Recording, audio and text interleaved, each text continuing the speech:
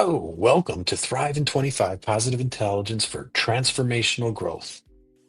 I'm Steve Kopecki, the president of Compass Performance, Inc., an executive and business coaching firm specializing in simplifying strategies and building high-performing teams. I typically work with small business owners and leaders and their teams to reduce stress, overcome uncertainty, and unlock their full potential. Today, we're going to talk at a high level about positive intelligence and Shirzad Shamin, who's the author of Positive Intelligence, the creator of the Positive Intelligence Framework. But before we go into too much detail there, I'd like to first touch on Matt Guzzi, who was a member and participated in a podcast of mine, the Simplified Lead and Grow podcast, where he talked about his entrepreneurial journey, as well as the importance of maintaining positivity from the moment he wakes up to the moment he goes back to bed at night, and that he starts his every day off with positivity versus negativity. And he recognized a long time ago that how that plays into the effectiveness of his day and his ability to reach his full potential.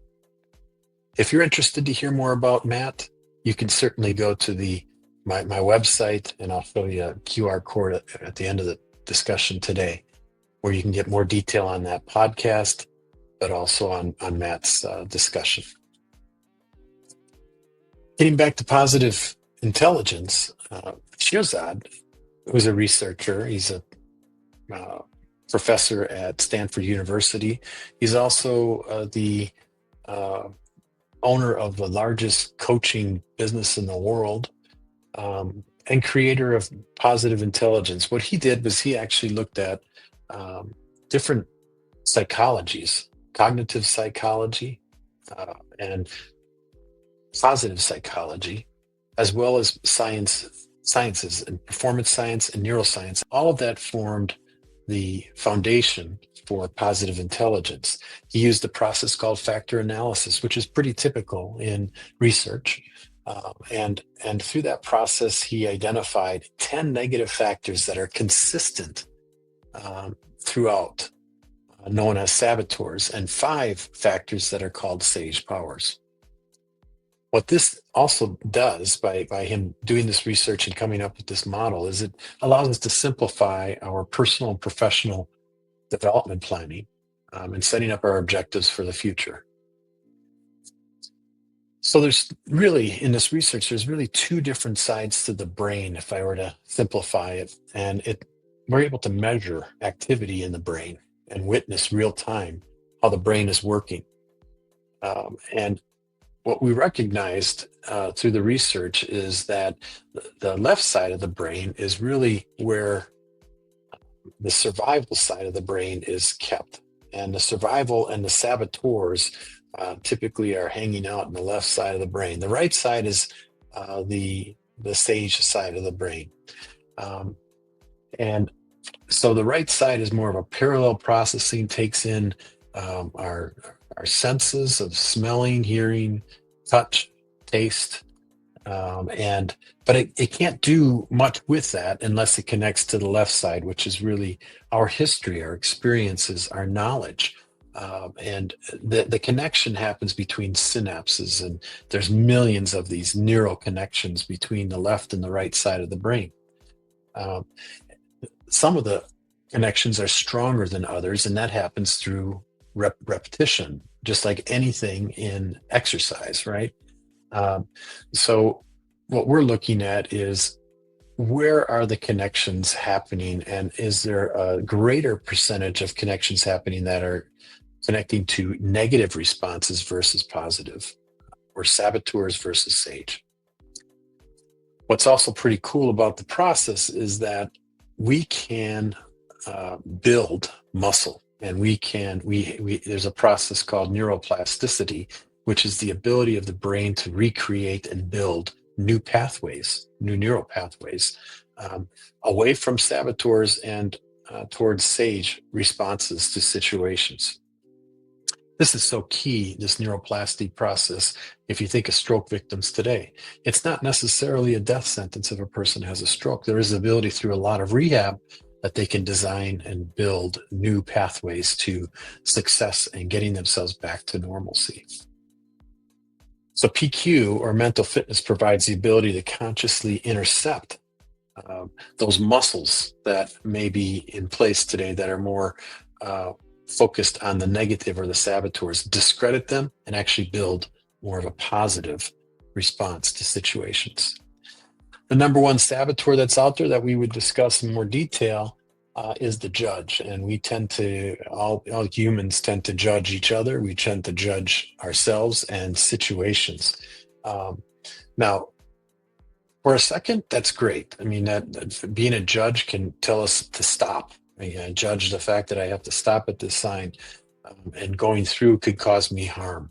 But if I dwell on a situation too long, more than just a couple of seconds, it actually becomes stressful, increases my level of stress, my lack of focus. It increases that.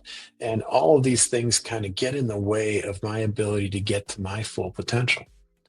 The judge is the most powerful and the number one saboteur that's identified, and it feeds the strength of the other saboteurs. And there's another 9 saboteurs, of which probably a couple of them would be appropriate or current for any given person at any given time. So it's not like you have to focus on all of these. Controller, hyperachiever. If you take off hyper, maybe achiever isn't such a negative saboteur, but being a hyperachiever, sometimes people are so competitive that they lose sight of other things that are important in life, like their family, their friends, and it's win at all cost, and they end up being alone. So there are saboteur um, uh, related behaviors that seem on the surface that they could be positive, but in reality, they actually cause problems and get in the way of a person being able to move forward towards their full potential. There's also the ability, though, to develop a muscle and catch the saboteurs and minimize their power. And the first part is to get assessments and knowledge about what the saboteurs are, like the judge. So we can recognize when we're falling victim to that sort of behavior of guilt or frustration or hyperachieving, or we're avoiding situations. Whatever the saboteurs are that we prefer to use, recognizing them is the first step, and then pausing for a moment and then redirecting ourselves to something that's more positive, a sage perspective, and a process to go through to solve problems that's more positive versus um, negative related. So the steps for the sage side of the brain and the power is to empathize with the situation at hand, and not to blame, but more to empathize and understand and step into the other person's shoes, or the situation, and or your shoes, and really understand why you are where you're at versus a blame game, and explore other options with curiosity to understand the full picture of possibly why your business is where it's at, or why your career is where it's at, or your relationships, but not in a blame sort of manner. Ask the 5 whys. Why is it this way? Move into a creative brainstorming process with innovation. Do not judge your ideas as you're coming up with them, and build a path or a plan to the future.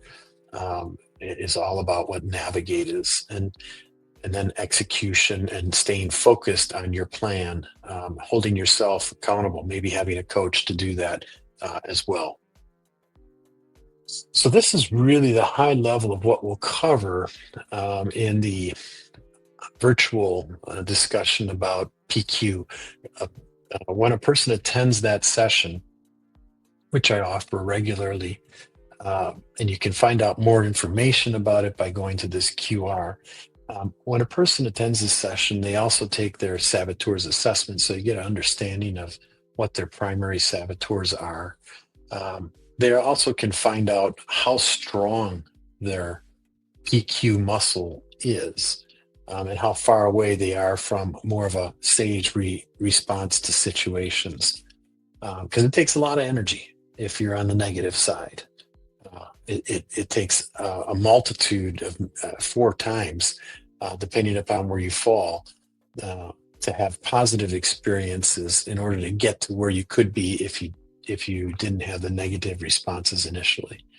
So what I'll do, what the process, how it works is you attend the virtual session, or you could go directly to the QR and schedule a discovery conversation with me with your saboteurs assessment. You share it with me, then I can help you even more. It's not a requirement to do that, but if you do, it's held in strict confidence between myself and you, and we go deeper into the process of analyzing your saboteurs and a process for developing that sage muscle.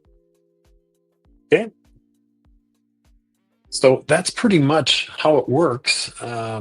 And you can go to the QR, find out when the next virtual session is, and I look forward to getting to know you better and um, seeing you at the virtual session.